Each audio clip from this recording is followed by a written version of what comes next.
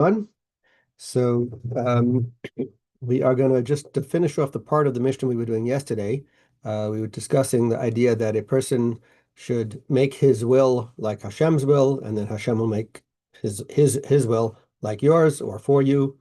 There were really two parts to that, and the wording was slightly different in that it said originally said asay to make your his will actually was make his will your will. So then he'll make your will his will. The second part is annul your will. Batel ritzoncha. You annul your will before his will, and then he will annul the will of others. So what's the idea of batel is a little different than on the one hand, you could look at it and say, oh, we just flipped it around. So it's the opposite way of stating it, his will, your will, his will. But it's also a change of wording from asay to batel. So a little bit about the idea of to nullify. So we use this term bittul to nullify, for example, when you have laws such as, let's say, meat and milk together, and a drop of milk falls into a pot of meat. So we have a rule that 60 to 1 nullifies it. Nullifying something means that, in that case, the milk is like it's not even there. And therefore, it's now become that the whole pot is really a meat pot. So what you've done is you've nullified the milk and it's become part of the meat. And in a sense, the idea, one way of looking at it here is, this is the Sfas Emes, that our will, everything that we do becomes God's will. We just become a part of God's will, so that everything we're doing, it really is God's will. It doesn't become our will. That we want to basically give ourselves up to that point and to say we are doing what God says. Rabbi Lau points out, for example, a person, when it comes to things we like to make decisions and we think we know what's good. So we don't always know what's good for ourselves. Sometimes you can analyze something, but you're not necessarily for possession of all the facts. And second of all, you certainly don't know what's going to be in the future and what other outside factors there are. And therefore, what you think might be good, Hashem may know is really not good for you. And therefore, when we're saying to Hashem, look, you make the decisions in the sense you're gonna decide what's good for us because we're not sure. And for example, when we make the blessing for Rosh Chodesh, before Rosh Chodesh, right, the Shabbos before, we say the end of that paragraph is that it should be God's will, Male mishalos libeinu litova, that He should fulfill the desires of our hearts for good, because there are a lot of desires in our heart that are not necessarily all good. First of all, it could be something that we shouldn't be doing, but even it could be something where we think it's good, but it really isn't. So we're saying to Hashem, you know what? You make the decision. You please fulfill what we want, but only fulfill the good stuff. Don't help us to do bad things. Don't help us to get into trouble. So that we see that in the Rosh Chodesh benching.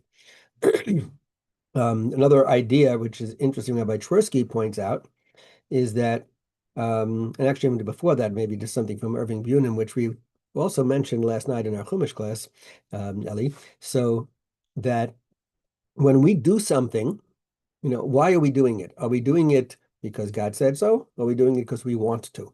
So when we refrain from certain behaviors, an example would be eating non-kosher food, right? So the sages say, don't, a person shouldn't say, I don't eat pork because I don't like it. I don't eat, this food because I don't like it, right? Or I see, seafood, whatever it is. That's not the reason. I really could like it.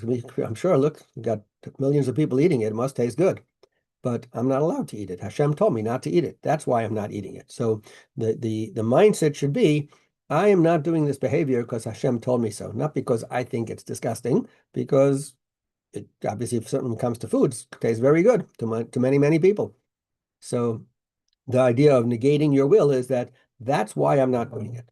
And on that, sort of building off of that, Rabbi Tversky points out that for someone who grew up religious, if I say for myself, I don't have really a challenge not eating pork.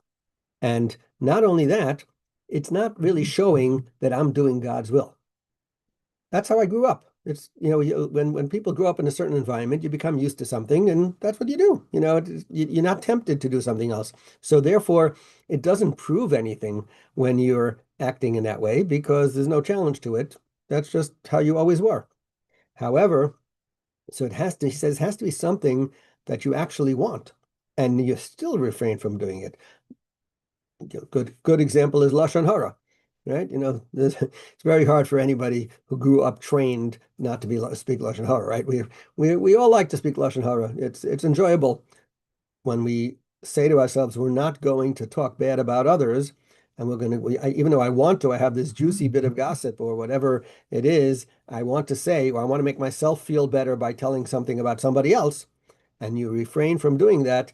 That's controlling it. That's saying, I really want to do it, but I'm not going to do it because I know Hashem says it's wrong. And um, he also gives, Rabbi Krosky gives another example of talking in shul. Another, right? So you can add that to your list of things to be careful about. He also talks about the idea of modeling this behavior for your children, for others, that others should see that you didn't do something that you really would have liked to do. You enjoy doing it, but the reason you're not doing it is because you're listening to a higher authority. You're listening to Hashem, or if you want to put it in a general sense, the concept also of higher authority also is important because people, and certainly children, need to learn respect for authority, right? And therefore, by showing that I would, yeah, for myself, I would do it, but Hashem, he told me not to do it, so that's why I'm going to listen and I'm not going to do it. That also trains people to understand that you don't do everything you want. When an authority says this is prohibited, we refrain from doing it, and it's also a very important concept. So overall, there's the concept of when you conduct your behaviors, whether doing a positive act or you're refraining from doing a negative act, your mindset is, I'm doing this because God said so. And it's not just because I've decided, because if you're the one who makes the decision, then you're not really doing God's will. So and that's why someone who does 612 out of the 613 mitzvos is not really following Hashem. That person is saying, I like these 612, so therefore I'm going to do them. So I've made the decision to do them. And that other one, which I don't like, and I'm not doing, so I've decided not to do it, even though Hashem said so, right? So that shows that the first 612 are not really doing it because Hashem said so. And that's the mindset, therefore, has to be that we are, in a sense, nullifying our own will and saying, he knows what's best, and therefore I'm going to listen to what he says and not do what I thought I should do on my own. We'll hold it there. Have a great day, everyone.